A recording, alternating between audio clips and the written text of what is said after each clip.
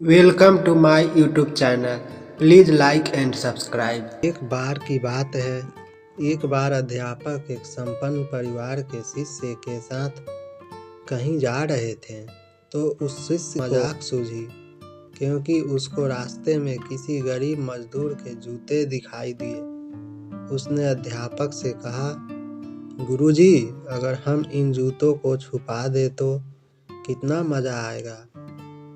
तब उसको तो मजाक सूझ रहा था, लेकिन गुरुजी ने कहा कि नहीं, गरीब इंसान के साथ इस तरह का भद्दा मजाक करना ठीक नहीं है।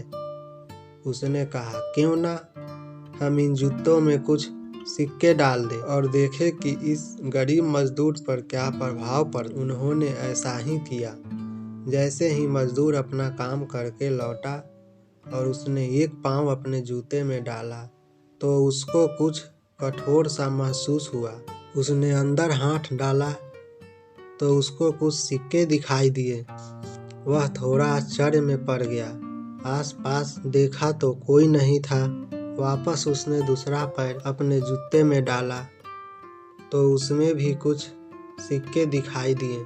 अब दोनों जूतों के सिक्कों को उसने अपने हाथ में रखा और प्रभु की तरफ इशारा किया, हे प्रभु, पता नहीं इस भले मनुष्य ने यह सिक्के मेरे जूते में छुपाए हैं, लेकिन जिसने भी छो उसको मेरी दुआ है, ताकि इन पैसों से मैं अपने बच्चों और पत्नी के लिए कुछ खाना और दवाइयाँ ला सकूँगा।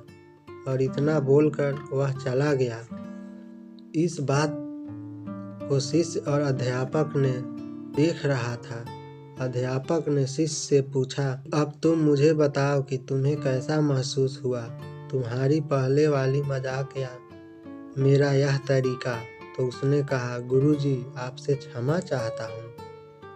अब मुझे समझ आ गया है कि सच्ची खुशी किस चीज़ में है। जब हम किसी का मजाक उड़ाते हैं तो हमें कुछ पल का आनंद मिलता है, लेकिन इससे हमें बद्दुआ मिलती है। लेकिन अगर हम किसी की मुश्किल परिस्थिति में मदद करते हैं और जिसकी भी हम मदद करते हैं उसको भी नहीं पता कि हमने उसकी मदद की है, लेकिन अंदर ही अंदर हमें खुशी मिलती है।